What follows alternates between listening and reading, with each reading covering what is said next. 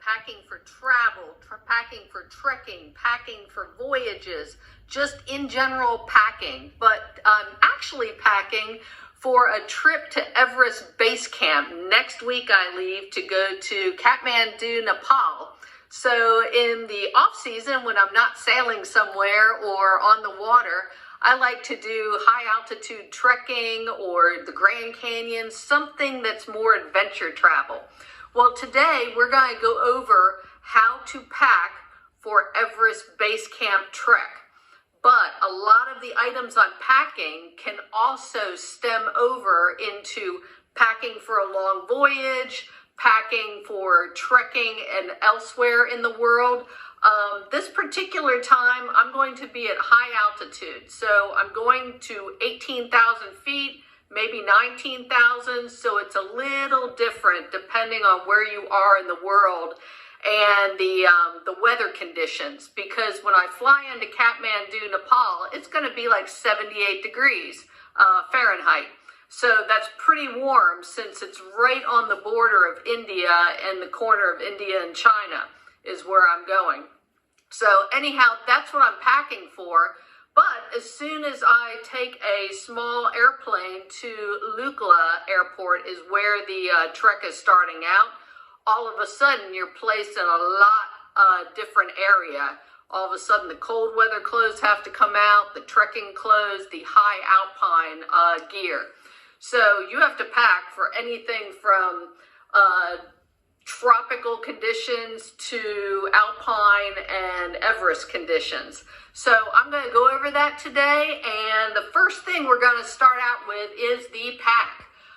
Whether I'm getting on a sailboat or I'm getting on a plane or I'm traveling anywhere, the pack is the number one thing. So it depends on if you're going to carry your pack the whole time, if you're going by airplane, if you're getting on a boat, wherever. I prefer to have like a 60-liter pack. Mine is a Kelty pack. I've had it for years, but this is what it looks like. And this is the one I prefer. It's pretty comfortable. You can get interior frames, exterior frames, the belts, everything. It's whatever feels comfortable to you. A pack is pretty personal, so you need to try them on, you need to pack them up, you need to see how they're gonna fit for like weeks and weeks of trekking. This particular trip I'm going on, since I have to go on a very small plane and a few other things, I'm keeping it below 15 kilograms, which is 33 pounds. So in order to weigh it, instead of finding a scale where you set the pack on, what I have is my scale. So I step on my scale, I'm like, oh, I'm this much. Okay, let's put the pack on me. What's the difference? That's how you weigh your pack.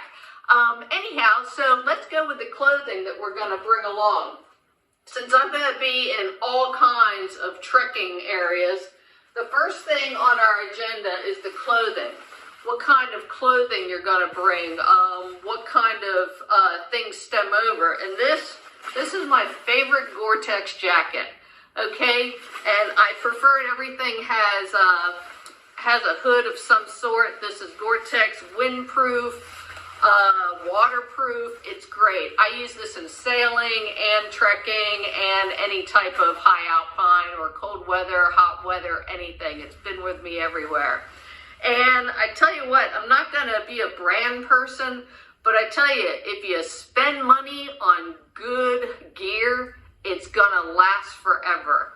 Like particular gear that's one of my favorites is this Gore-Tex jacket. You guys can tell the name, but believe it or not, I've had this since the 1990s, and nothing's wrong with it. It has been everywhere with me.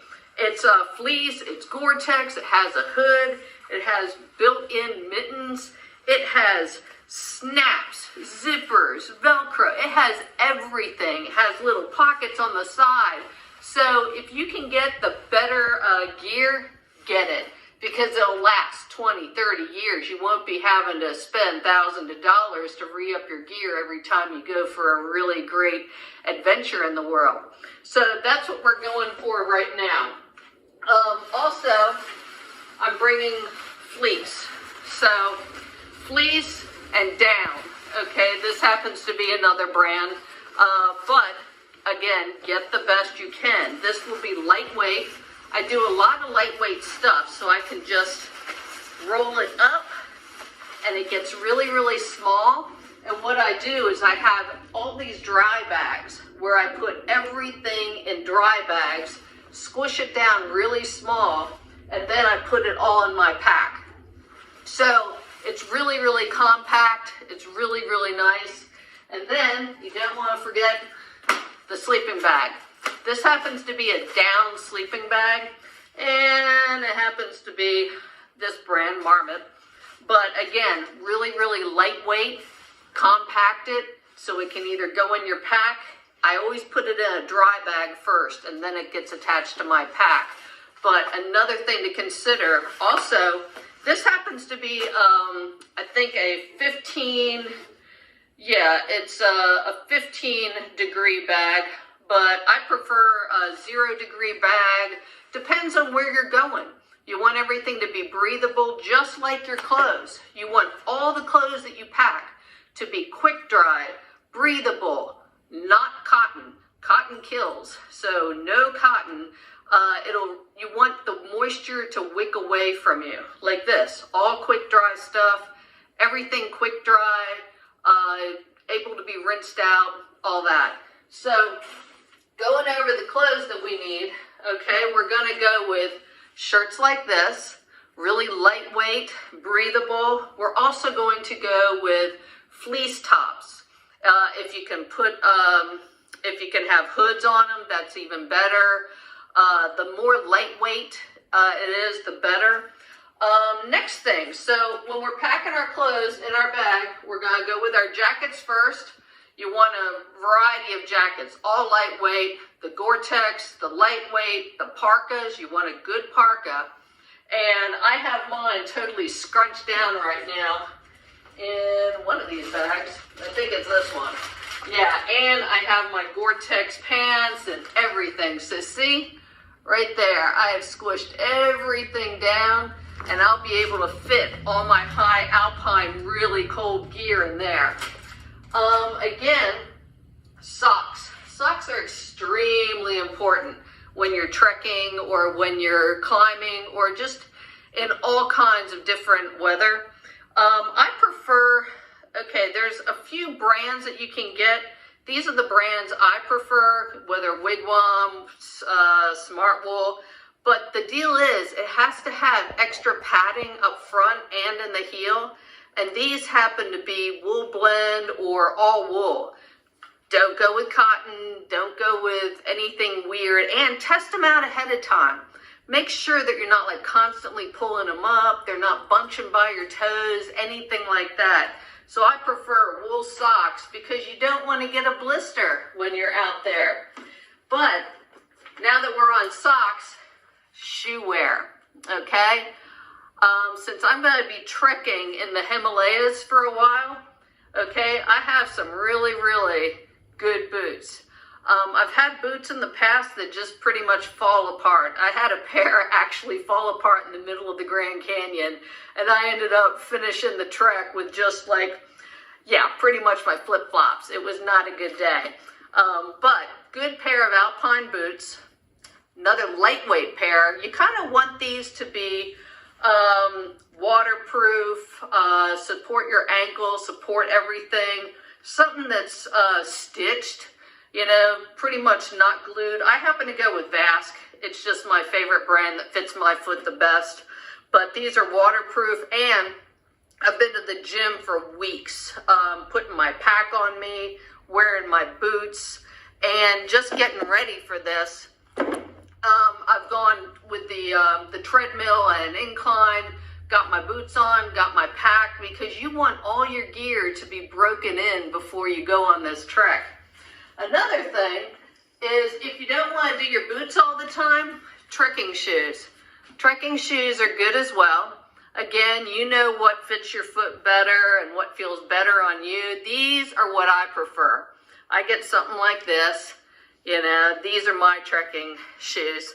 And then on the side, I also pack like a pair of sandals, like Tevas, something to hang out at the end of the day.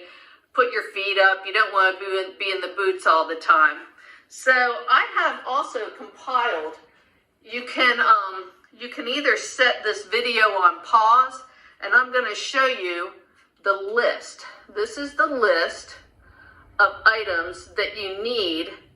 So you can either expand this and set it on pause and take a picture with your phone, but these are the essential items that you need for your trek, okay? And it goes over pretty much everything. So take a picture of this with your phone, and you can have it and expand it. And these are the essentials that you need. Okay, so we already went over the backpacks, the sleeping bags. Again, water. How are you going to carry water? What I do a lot of the time is I have all my water bottles packed here. And what I like are the expandable bottles, you know, where you can just expand these, fill them up with water. I have other expandable bottles right here, and carabiners. I have little carabiners attached to like everything, so that you can just hook it onto your pack, hook it onto whatever. It just makes it a little more convenient. And this isn't a necessity. It depends on what type of area you're trekking in. But I always think a sun shower. See there, the nozzle and everything? A sun shower is this large black, like plastic bag that you'll fill with water.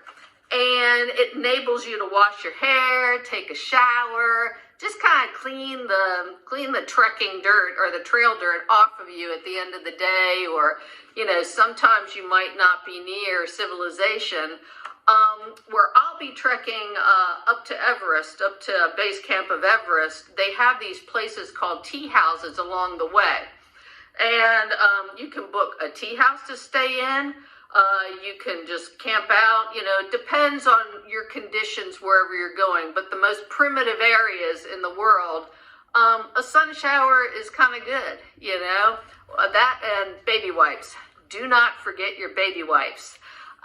And then pack a lot of like plastic bags with you to just keep your trash, because you only want to leave footprints wherever you go. You don't want to show that you've been there. And so we're going through our list, okay? So we've already done the bottles, the parka, the down, polypropylene tops, okay? Again, quick dry clothes, quick dry pants, lightweight hiking pants. You know, maybe those kind that can turn from shorts into pants, trekking boots and shoes. Hats, caps, and the shade. You're going to use your hats and your caps for shade and warmth. I tend to go with these guys for warmth and shade. You know, you got a little bit right here. But then, okay, call me a little unusual, but I have a lucky hat that I travel with when I'm going places. Okay, and this is kind of like my lucky hat. So I'll be wearing those two items. And you want to have trekking poles. Trekking poles, these, they expand, they contract. Sometimes I'll bring an extra one with me, because I've been traveling places where I would have packed all my gear and something would have happened in transit where one of my poles is just broken in half. Depends on the airlines, how heavy they how rough they handle your stuff. But you want trekking poles. These are terrific. These have lasted me. These are probably like, gosh, almost 10 years old. But that's a good thing to have, trekking poles. Now, we've gone over socks, gloves. You want to make sure that your gloves, I happen to go with Black Diamond. These are waterproof. They're Gore-Tex. They're quick dry. They are terrific. They even come up past, see, they come right up to here. So you can pick up things. They have leather bottoms on them. So it'll be really, really warm. And in case they still get cold, it's always nice to pack these hand warmers and toe warmers, depending on where you're going. Okay, so we got the gloves. Next on the list, we already covered the socks.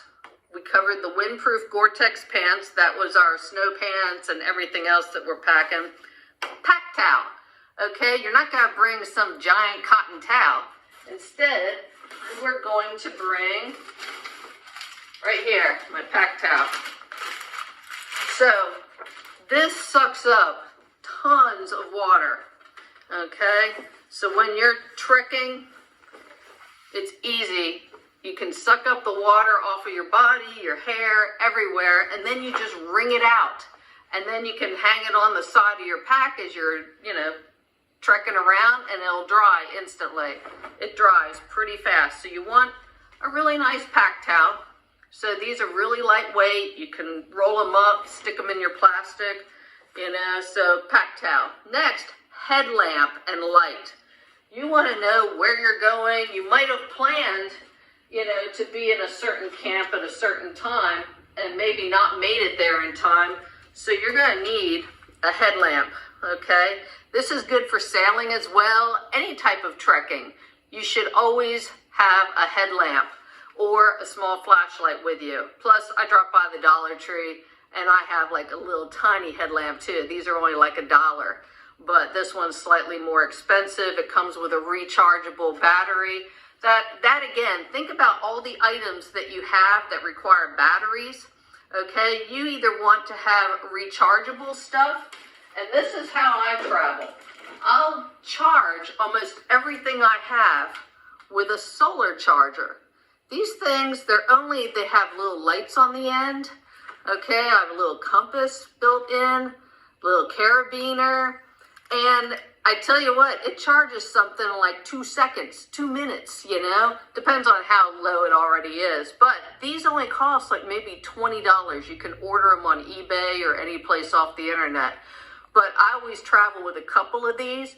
Also, take into account like what country you're going to be in or what's going on, because you might need the adapters, from Asia or Europe, depending on where you're going and what the type of electric is. It might be 110, might be 220. So you're going to need the particular electrical adapter for what country you're in.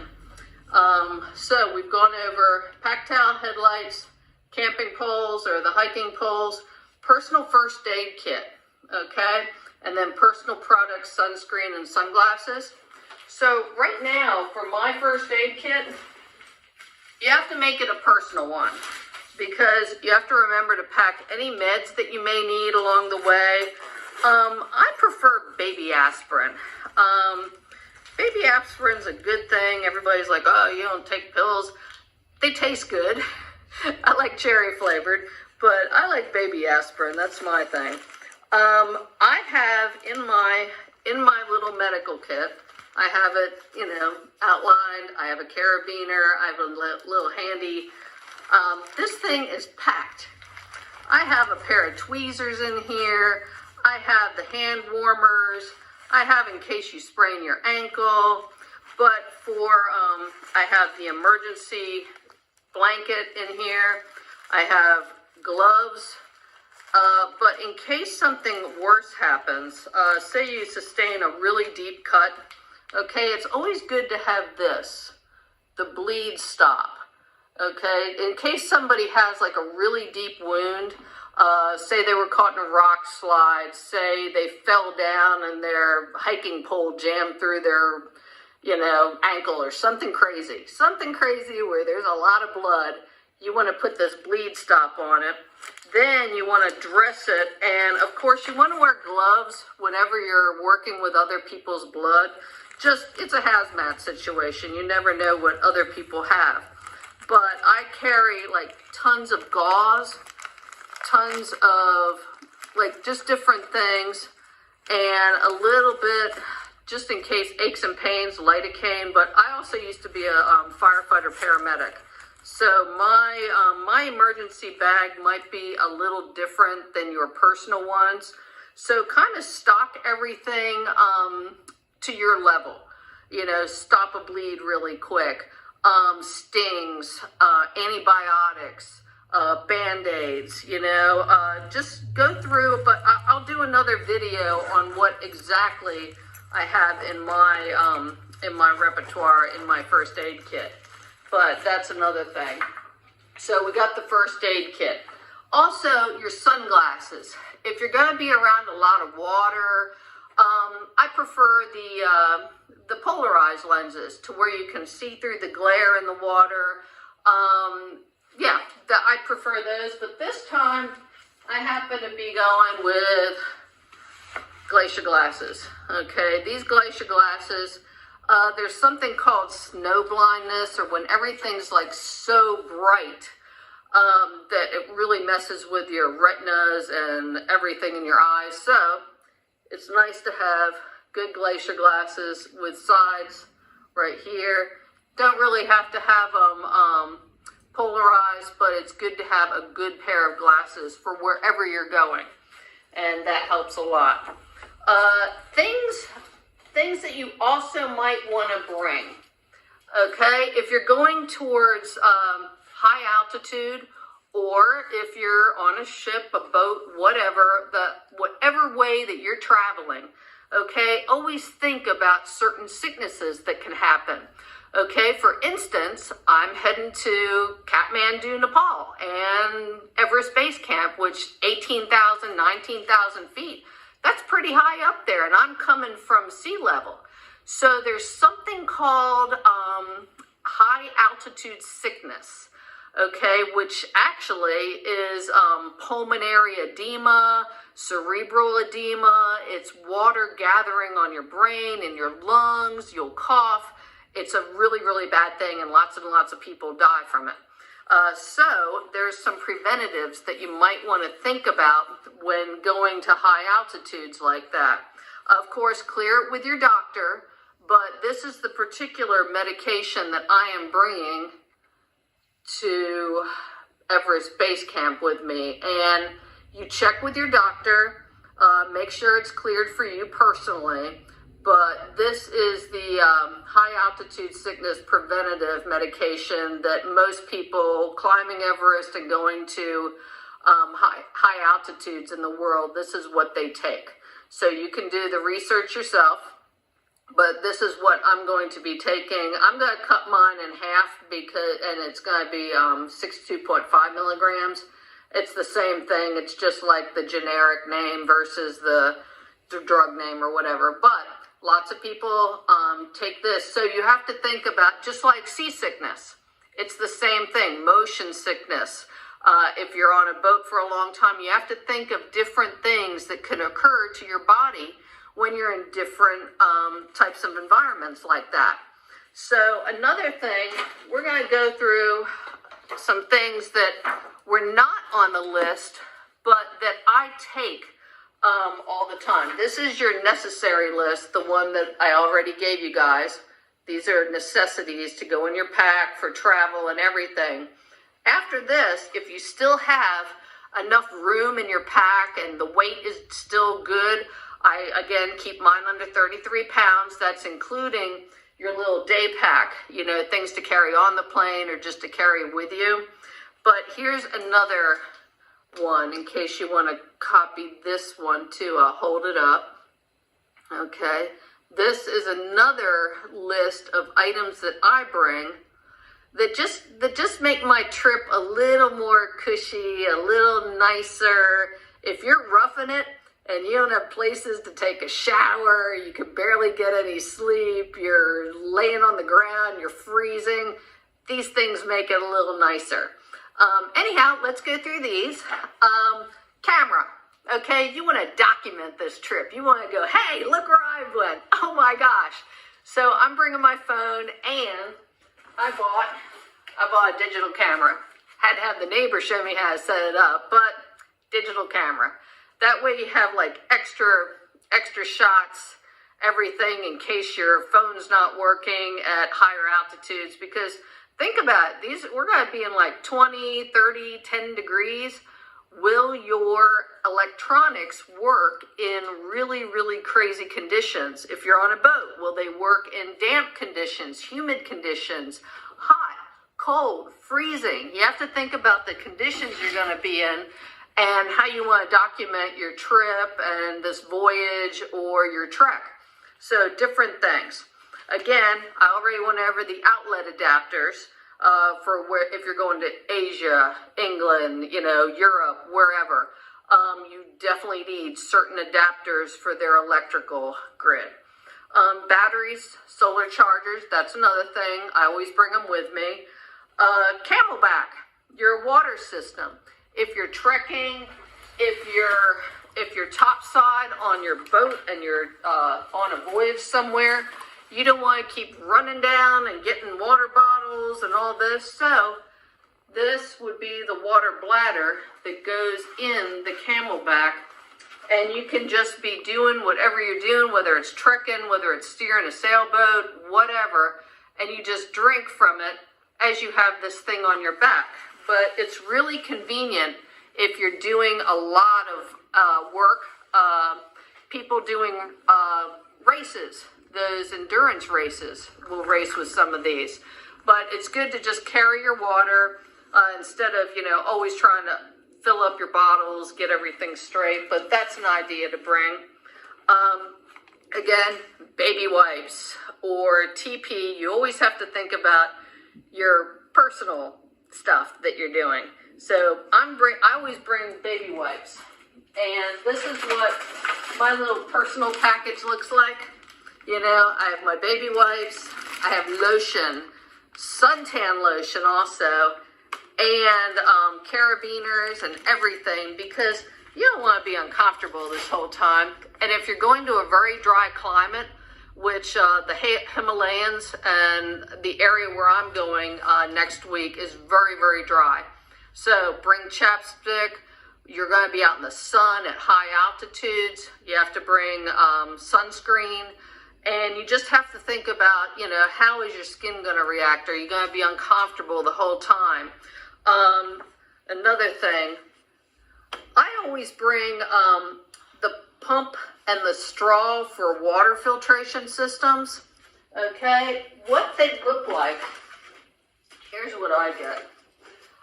Even though you don't need to bring them, they said, you can't drink the water in some areas. For instance, you can't drink the water in Nepal. As an American, just like if we go to Mexico, there's certain things in the water that the locals are very used to, but we aren't. So we don't want to be sick the whole time trying to trek. So there's these water pumps, okay, water filtration systems that you can take apart. You put the one straw in where you're pumping, and then you take this one and put it to the water source, and then you just pump and filter out all the bad stuff.